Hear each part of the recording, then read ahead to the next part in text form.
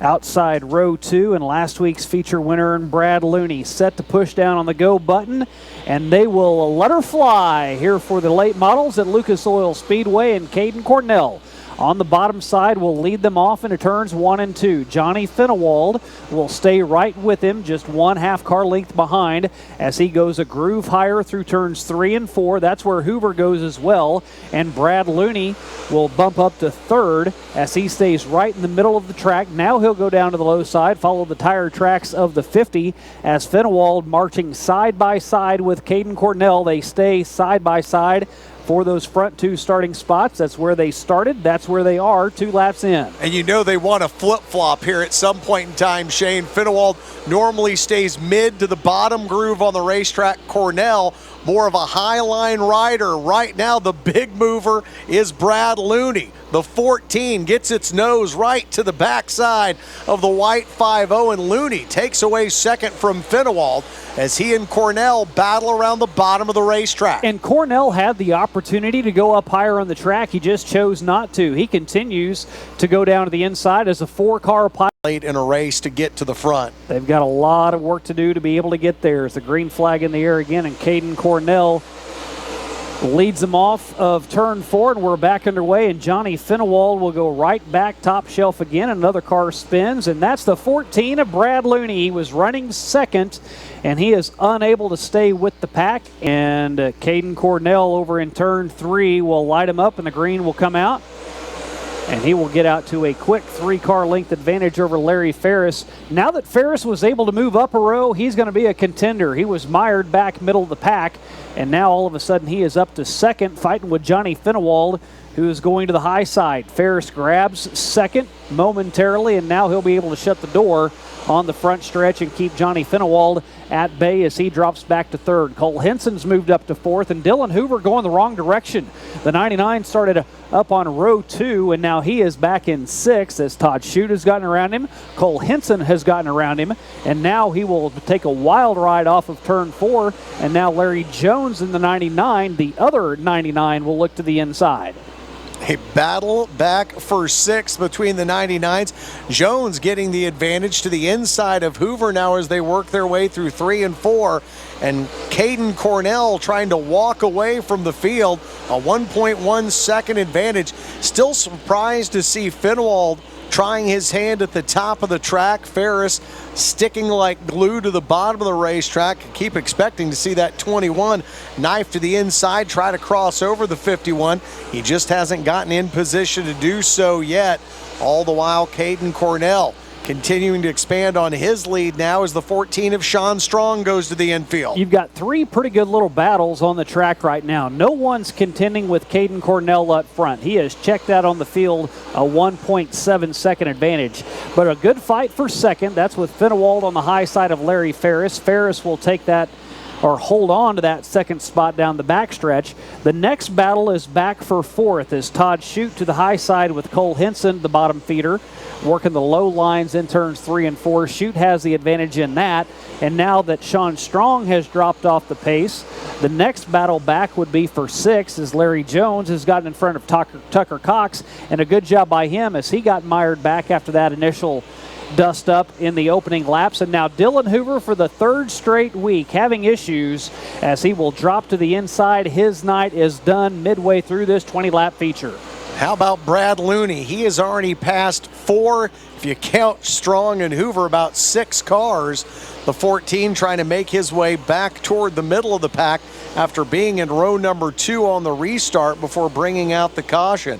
So the 14 continues to carve up the field and try to get his car close to a top 5 finish as he currently rides in 8th. But Caden Cornell cruising on a Saturday night here at the Diamond of Dirt tracks. Now a 2.3 second advantage over Larry Ferris, and continues to keep a stranglehold on that 2nd place spot. And that time, Shane, in turn 2, he gets a great run and a lot of distance now between he and Johnny Finnewald. So 1, 2, 3 all strung out at the front of the field. Caden Cornell with 1 win on the season, 3 other top 5s. Told us in the pits, yes, he does have the win, but either he hits the wall or something breaks on his car. One of the two. He just says he has not had much luck here this year, I would beg to differ. He's been running towards the front. Yes, he did have the drive shaft issue last week that took him out from the top position and ended his night early whenever he was on his way to a feature win. Now, with 5 laps left this time around, he is out in front of Larry Ferris, and that lead continues to grow. It was 2.7 seconds. Now it's 2.6, so Ferris was able to cut into it a little bit, but Caden Cornell, while he says he's had some bad luck and he's not been able to handle the car as well as he had hoped, he is checking out on the field. Single file action all the way around our oval here at Lucas Oil Speedway. And now lap traffic going to be a factor for Caden. You talk about a young man with lofty aspirations, Shane, and that perfectly describes Caden Cornell. No better time than to get things right tonight as a part of the Big Adventure RV Weekly Racing Series before he brings out that open car and will try and dust it up with the Lucas Oil Late Model Dirt Series drivers as well as the drivers of the MLRA next weekend, Saturday and Sunday here in Wheatland. And he contends now with lap traffic as he pulls up on the backside of the 69 of Dalton Imhoff and now goes back toward the top. And now we'll see if he's able to hang on to that speed. He's going to have to go off of his line that he was running. Dalton Imhoff, this is not for position, but he's not going to give it up easily. Doesn't want to go a lap down. He stays in the line that he has been running with one more time around. Caden Cornell just has to hold on one more lap and keep Larry Ferris in the rearview mirror. Caden Cornell with Imhoff in front of him. Exits turn number 3, now turn number 4. He will grab his second feature win of the season. Get your popcorn ready. Big money for the B-Mods as Dylan McCowan will lead him to the green flag with Newell and Kidwell running right behind the national points leader in the B-Mod division. J.C. Morton takes the 18 to the outside, tries to get around the 83 and the 54 in one move. He and Andy Bryant go rim riding around the top of the racetrack as everybody chases the young gun from Urbana, Dylan McCowan. 1 lap into our 25-lap feature. Kidwell and J.C. Morton moving off of turn number 2, and it is J.C. Morton taking over the number 2 spot. Shane, the 18 has been good everywhere it's gone this year. 7 wins in total. He's won here. He's won in Springfield. He's won in Dallas County. And he is up on the wheel here tonight as he and Andy Bryant try their hand at the top side, with Kidwell and Newell continuing to bottom feed around the 3/8 of a mile track. And after reworking the track at intermission, that outside line all the way to the top side early in the night, that was not the place to be. Cars were getting loose. Cars were just unable to get any grip at all. And now that part of the track has really come in. Andy Bryant's the one that will go up there this time. J.C. Morton had gotten off of that high line, was trying the low side just to see how that was working, but he's not going to stay there long as he goes right back to work up on the high side. Tyler Kidwell now will work up there as well as he's running in 4th. Andy Bryant in tow in 5th. The front row of this race when we started 4 laps ago toward that orange cone in turn number 4 and takes the green flag with Newell and Morton behind him. McCowan right to the bottom of the racetrack. Newell right behind him. Morton slides back into 3rd with Kidwell, Bryant, and Mitchell Franklin behind him. Franklin, one of a number of drivers that stays at the bottom of the racetrack along with Chris Jackson. Jackson has already moved up to 7th. He started 11th, so he's already picked up 4 spots. McCowan now with 3 to 4 car lengths of advantage over J.C. Newell. I was starting to say during the caution, Shane, both these drivers, Newell and McCowan, were runners-up in their races on Friday night. They would love to get a race win here tonight. McCowan, it seemed like he clipped off about, was it 6, 7 wins in a row? Yeah. He was on a hot streak, winning everywhere the 8 went, including in his IMCA A-Mod. And I think that the fact that he's been able to run that A-Mod on a weekly basis as well gives him a little more car control, because those A-Mods, just the way the steering wheel turns, the horsepower, you really learn more car control in that than you do in a B-Mod, so that has to feed down to where he's at right now. And we've just seen him blossom over the last year, just what he's been able to do behind the wheel. That Rage chassis is rolling right now. A big advantage now over second place J.C. Newell. Back to J.C. Morton, who has changed his line now running through the middle of the track. Really the only driver in the top 10 that's still tilling the top of the track is Andy Bryant. Bryant now to the inside in turn number 1, cuts the nose off of Allen. So he is sandwiched behind Robbie Ewing, Kenton Allen. McCowan rolls it off of turn number 4 now, and his lead is 1.4 seconds over J.C. Newell. Pretty much strung out nose to tail, except now in turn number 2 where Jackson will put Tyler Kidwell back behind him. Jackson continues to make his way toward the front. Shane talked about it on the drive up here. Chris and Crystal Jackson celebrated their 10-year wedding anniversary yesterday. Crystal told me the last 2 years they've been in Mexico. Last night they weren't, obviously. But that is a brand new race car for your defending B-Mod national champion and track champion. The only thing that isn't new in that car is the steering box, as now the 160 of Michael Maggard appears to be stuck on the exit of turn number 2. He'll get it backed up and try to pull off and head back toward the pits, while Dylan McCowan top of 3 and then slices down through turn number 4. Gets going again under the green. Newell at the bottom of the track in second. Morton and Jackson side by side off of turn number 2.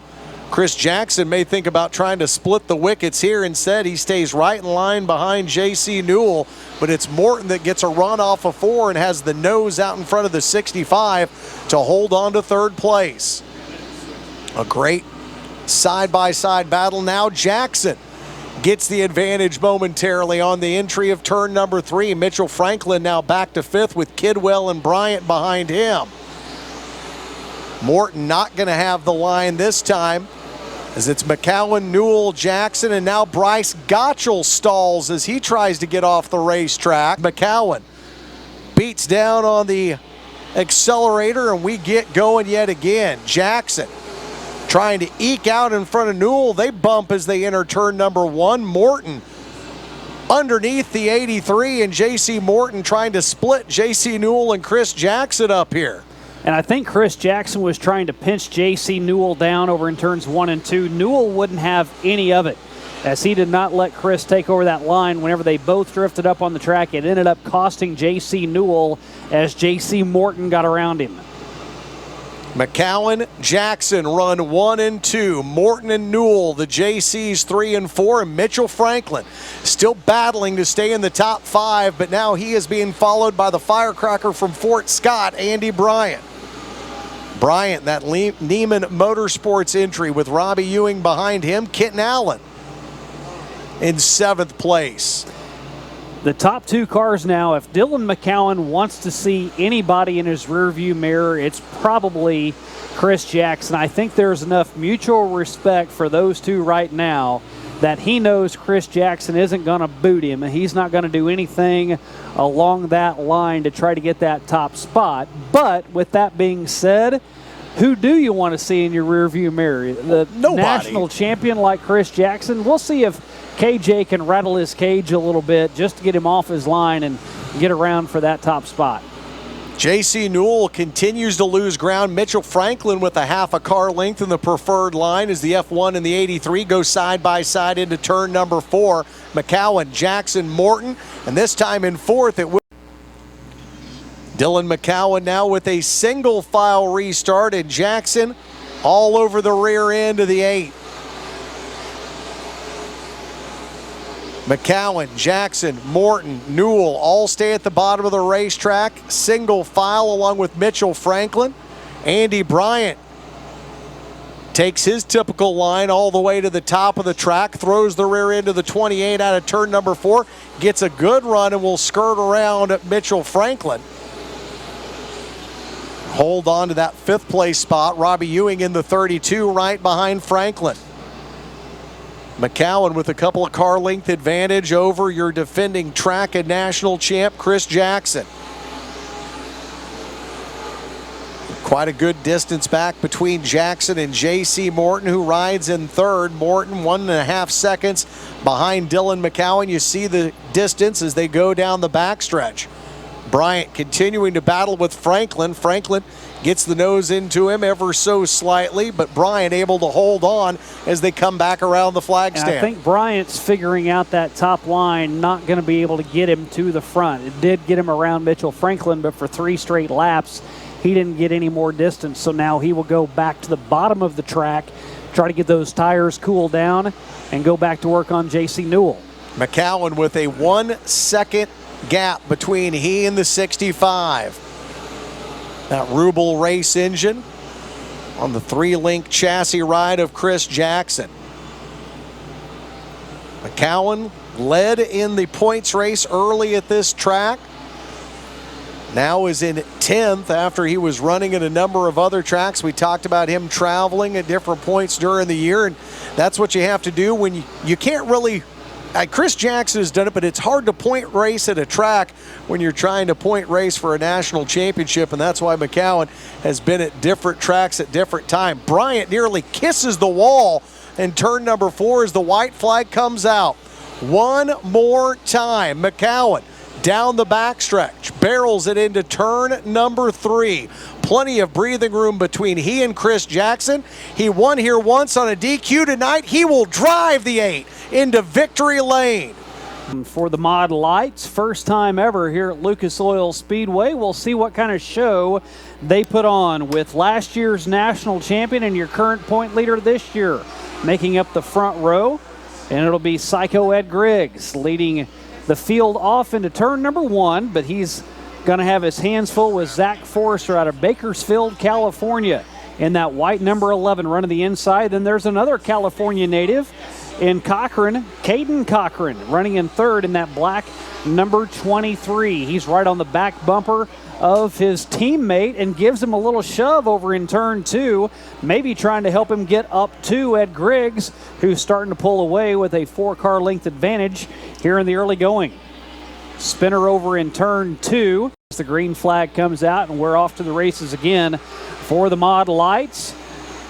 And it is Griggs who has led every lap so far in a spin in the front of the pack, and luckily the 34 of Tyler Farrell will go to the inside, not collect anyone else with the exception of 2 cars. They get back underway, and we stay green. A 3-car spin in turn 2, and these Mod Lights, they don't mess around. They're going to get back after it as we will stay green. 2 laps in, getting ready to complete lap 3. The 2 other cars involved in that, Shane, the 92 of Michael Everhart, the 327 of Tony Sterner out of Harrisonville, and now another car is pointed the wrong direction, and now Scale Modifieds will come to life again with the green in the air and go humming off into turns 1 and 2. This time a good move by the outside man and Caden Cockrun.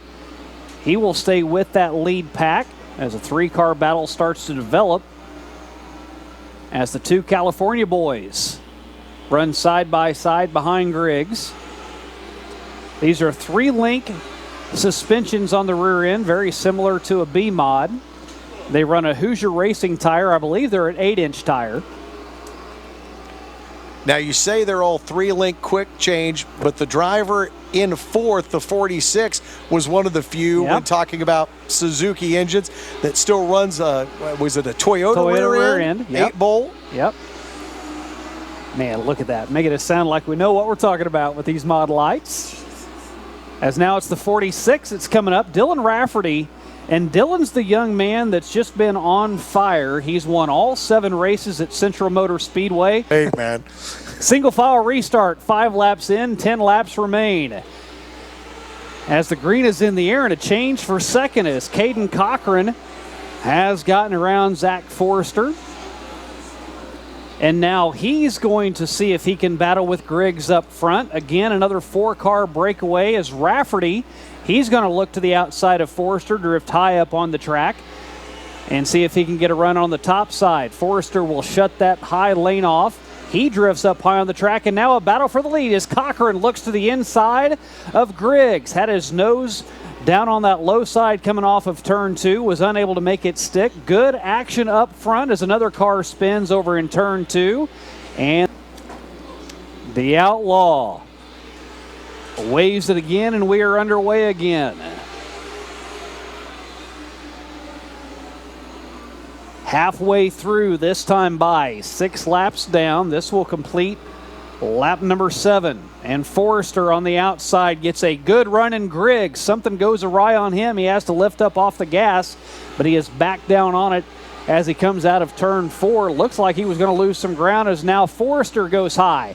Cockrun goes middle of the track, still just to the outside of Ed Griggs up front. These 3 cars just doing hand-to-hand combat as they are 3 wide coming off of 4, and Cockrun still, yeah, he will get it. He'll get that by 1/1000th of a second and take over the lead. First time that Griggs has found himself in second place, and he may go back to third as the 11 of Zach Forrester pulls up alongside him.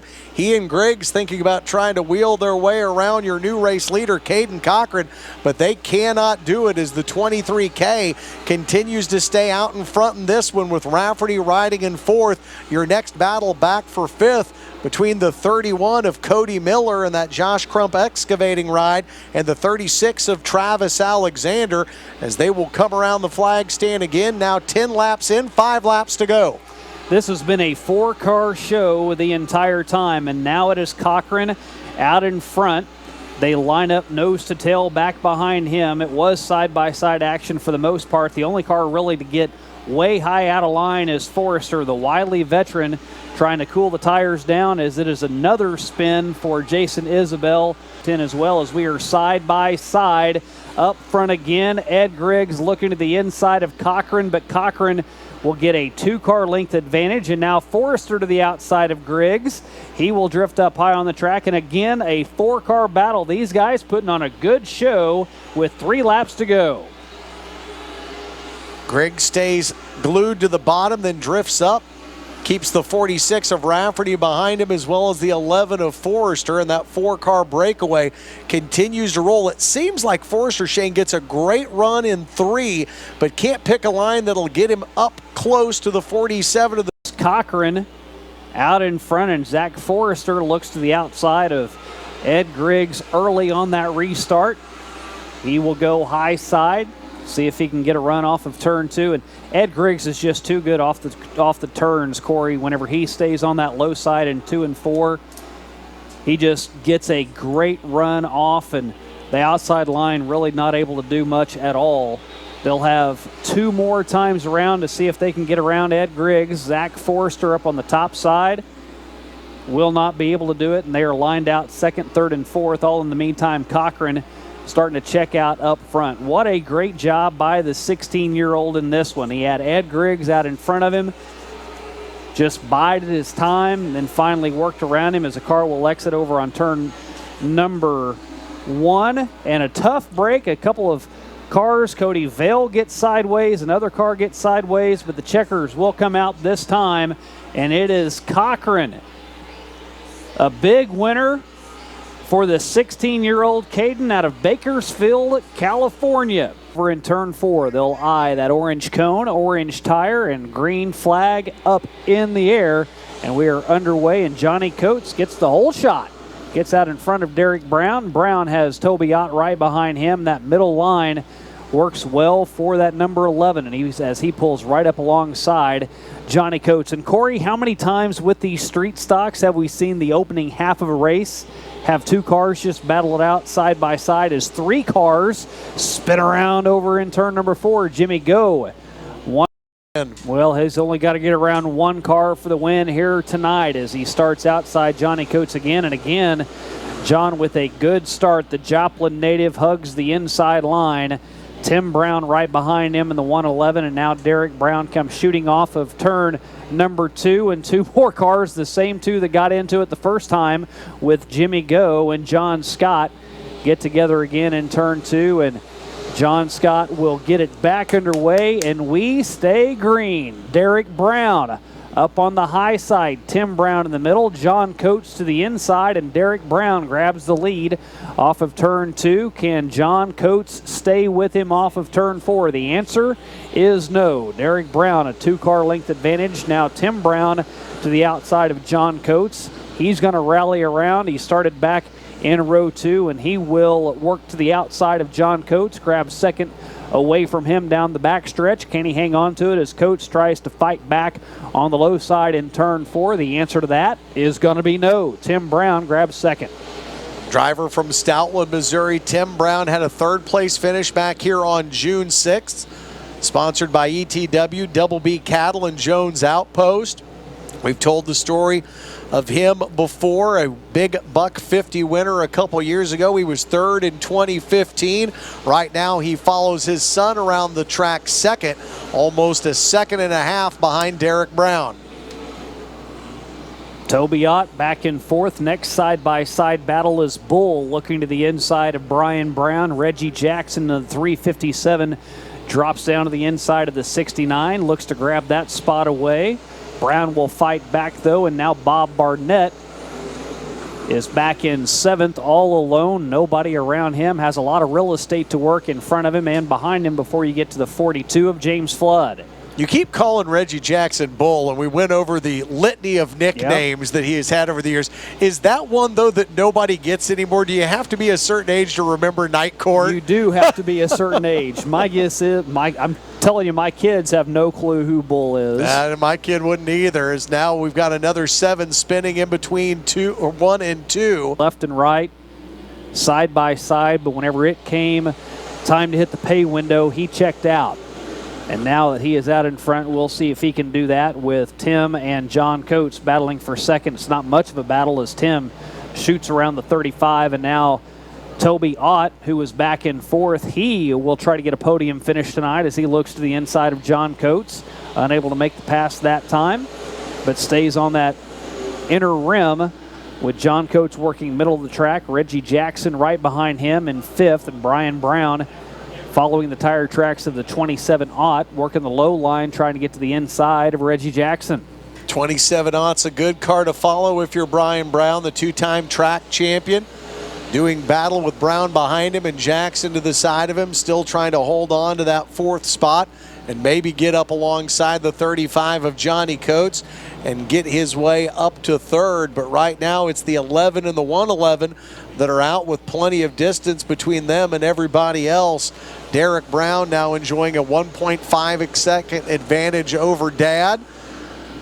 Tim with about 3 car lengths distance between he and John Coates.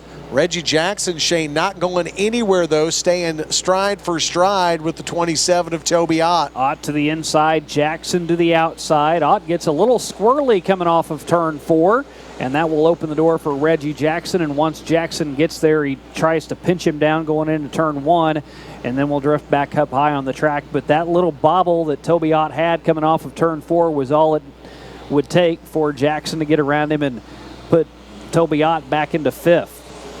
The 356 of Reggie Jackson out of Lebanon, Missouri, currently in the top 10 of the points race for the O'Reilly Auto Parts Street Stocks. With that win back on June 20th, he sits in 8th in the points race with a Hatfield engine and that TJR chassis, and more trouble for a car with the 7 on the side of it, but able to get back going and stay clean in front of your race leader, Derek Brown. Boy, that 7M having a tough time making a turn. You can see his wheels turned all the way to the left, and he is just not turning whenever he gets into 3 and 4. And now he will go way up high on the track, just again trying to find a way to get his car to go left, and it wants to go right.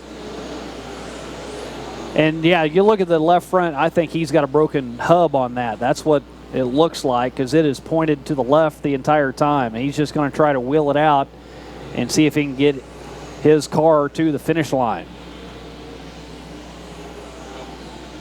He had 6 more laps to try and limp it around, but he is going to take it back behind the wall. Clears the field for Derek Brown now, who is a straightaway behind Jimmy Go there, working his way through 1 and 2 as Brown comes under the flag stand. And Johnny Coates trying to mount a charge to pull up alongside the 111 of Tim Brown. Coates with the inside line. Tim Brown running through the middle of 1 and 2. Next real battle for position is Toby Ott getting to the inside of Reggie Jackson. That is a battle for 5th as Ott takes that spot away, and that's all of a sudden become a 4-car melee with Ott to the inside of Jackson. Now Flood, first time we've seen him here this year, has Bob Barnett on the inside. And as we say that, they get off of turn 2, and then they get strung out single file again. That completes lap number 17. 3 more remain. Derek Brown, he gone, as he has almost an entire straightaway advantage over Tim Brown and John Coates. The race is for second, though, between Tim Brown and John Coates. Coates continuing to catfish around the bottom of the racetrack, and they're side by side as they come around again. Brown just gets a little more run off of 4. 1 1/2 circuits remain for Derek Brown, pilot of the number 11. Lead is up at 5 seconds. John Coates to the inside of Tim Brown off of turn 4. That's going to be the only real battle for position to speak of is Derek Brown. It took him 4 laps to get around the field. From then on, he said, "See ya," as Derek Brown off of turn 4 wins by an entire straightaway, taking home his 5th win of the season. John Coates to the inside, Tim Brown to the outside, and Tim. Monsters of the USRA Modified Division will spring to light as the green flag flies. Robert Reed and Robert Heidenreich back in row number 2. We have got a ton of talented drivers and good-looking cars up front in this one. Domer drag racing down the backstretch, keeps Middaw about a half a car length behind him. Hollywood heads up to the high side of the racetrack, comes down and rolls around the 5 of Robert Reed as he did for his only win earlier this season. Domer sticking to the bottom of the racetrack, almost 2 car lengths to the better than Button Buck as he keeps the red and black 21 behind him. Big Daddy Joe Duvall at the bottom of the racetrack, following around the Vanderbilt race car of Robert Reed. Peyton Phillips, the 6th car in the running order, as the modifieds start to get a little strung out here 2 laps in. I saw Joe Duvall on Facebook earlier today, Shane, looking for somewhere to race tonight. We've seen Joe a few times here. Put on Facebook, hey, somebody tell me a racetrack I can go to tonight where it won't rain. Well, he picked the right one. He came to the Lucas Oil Speedway, and now he battles with your points leader, Robert Reed, as they battle for that 5th position. Heidenreich around the 5 and the 91, squarely into 3rd, as Hollywood gives chase to Middaw, and Chase Domer, who is chasing his first win in 2020, but he has been so consistent here, Shane. He has been a top 5, top 10 car almost every week, sits 4th in the points race for the Pitts Homes USRA Modifieds. One of those cars that has gotten their first win of the season. Robert Heidenreich to the high side, loses ground to Robbie Reed. Reed will get around him. This time he will close the door up on Robert Heidenreich and take that 3rd position away. Talking to Robert's sister whenever we were over at Boone's Barbecue, said, you know, a couple weeks ago whenever Robert won his race, Robert's mom, Patty, was not here for the event. Right. The very next week, Patty does come. What happens? Robert finishes around 15th, something along that line. Bad night. Patty says, you know what? I am no good as far as a good luck charm for Hollywood. I'm not going to come to a race anymore. So I'm not sure if Patty's here tonight or not, but that is what she believes. She says she thinks she's the jinx, and now Robert Heidenreich has Joe Duvall, Big Daddy, in his rearview mirror. Daddy to the inside. Robert goes top shelf. Speaking of Roberts, Robert Reed trying to make his way up to 2nd place, has his progress slowed by Ryan Middaw now as the 21 cuts off the front of the 5, and Reed continues to try and get around Button Buck. All the while, Chase Domer running away from the field, almost a 3-second advantage on the last lap. When Domer comes around this time, he will try and put Khalid Graham down a lap. Still side-by-side racing for second as Middaugh holds on to it, but they are over 3 seconds behind Domer now. Domer has 2 second-place finishes on the year back in the month of June on June 6th and June 20th in the Crosstown Vending True Commodities ride. You know, if Chase Domer is going to win a race, it just doesn't seem right that he checks out on the field like this. It's almost like he has to have that last lap pass, that kamikaze move, that run off of turn 4, something for a thrilling win. But right now, there's nothing thrilling about this, as he had a 3.2 second lead over Robbie Reed, and this time by is going to grow to 3.4 seconds. He's starting to work through lap traffic, had no problem with Khalid. Now he'll look to the inside of the 19 of Derek Wagner out of Minnesota. New Mexico. I got the N and the M backwards. A little dyslexic there. There you go. Las Cruces, New Mexico, the driver of the Paladin Construction entry, and he is in danger of going a lap down to your race leader, the driver from Nevada, Missouri, Chase Domer. Domer in that MB Custom hot rod with a Schultz Racing engine. Newer engine at the start of the season, and will it pay off here tonight as he looks to put the 19 a lap down? Robbie Reed, though, Shane, starting to catch up. He's cut a half a second off of Domer's lead as the Vanderbilt race car, the purple number 5, starting to find something that worked. And hard to believe that Reed and Middaugh were side by side for so many laps, and now with 7 laps to go, Middaugh a ways back behind Reed in third and all alone in third. Almost 2 seconds behind him, and then back to Robert Heidenreich, who continues to have his hands full with the driver from Oklahoma, Joe Duvall, in the Duvall Electric 91. Good run by Peyton Phillips as he's worked his way up to 6th. And what do you know, Jason Pursley is back in 7th. Jason, on the season, 3 straight 7th place finishes. Had somebody earlier, was it Johnny Coates, who had back-to-back 5th place finishes. He did a little bit better than that tonight. Pursley been running in the second half of the top 10 most of the season, and will try to improve on that tonight, but he'll have to get around the 98 of Peyton Phillips as Heidenreich continues to hug the high side and continues to do battle with Big Daddy Joe Duvall. Peyton Phillips still in front of Jason Pursley. Everybody continuing to hold on to their track positions as Domer out in front by 2.3 seconds over Robbie Reed. Reed continues to cut into the lead, Shane, but there's only 3 laps left, technically 2.5 laps left. I don't know that he's got enough laps left to bring Domer back to him. Domer under the flag stand now. How fitting during the heat race, say that Chase Domer's like lightning. You never know where he's going to strike or when he's going to strike, and all of a sudden on the northern sky we see lightning starting to pop up in the clouds with 1 to go. Domer underneath the white flag. Reed still 2 seconds behind him. Domer with lap traffic in front of him. Fellers in the 24 and Chase Jones in the 03. Domer just able to slow roll it through 3 and 4, and for the first time in 2020, Chase Domer chases down the checkered flag and gets the win in our feature finale tonight.